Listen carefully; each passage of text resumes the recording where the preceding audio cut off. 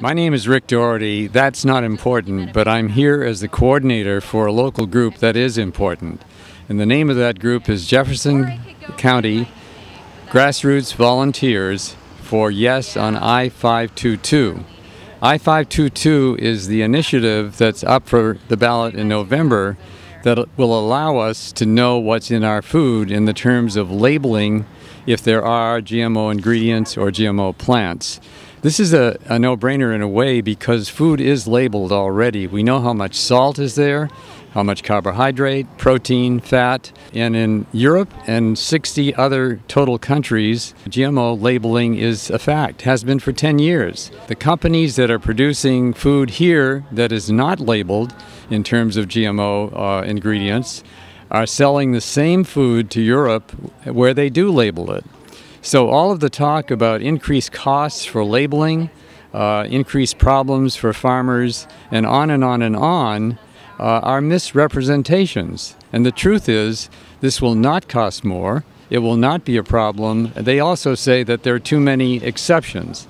The exceptions are simply legal requirements. For example, if you go to a restaurant, the food will not be labeled as to whether it has GMO ingredients unless the restaurant chooses to do a healthy menu by getting local foods that they know are not inclusive of GMO ingredients. So there are a few exceptions like that that make sense. But for example, if you buy anything in a grocery store, it'll have to be labeled in terms of whether there are any GMO ingredients. Right now, however, you can get safe food in a few ways.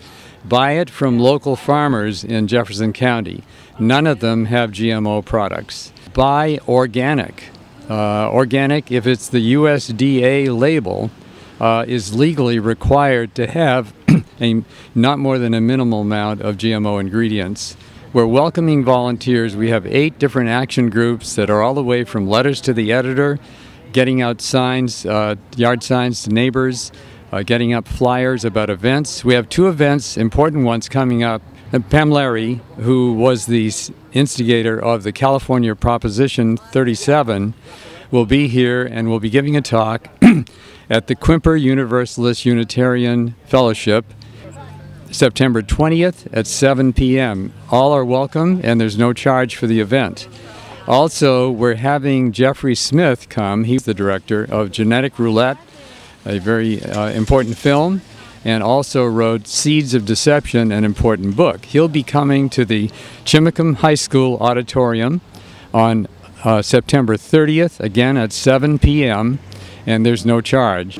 In this YouTube video, you'll see a linkage at the bottom that will carry you to our Facebook page and other information about Volunteers for I-522.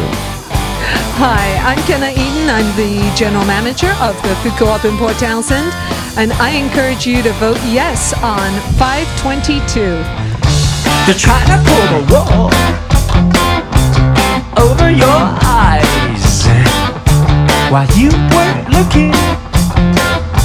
Your dinner was disguised. You won't see it mentioned in the supermarket aisle. It's hiding in the boxes where the GMOs are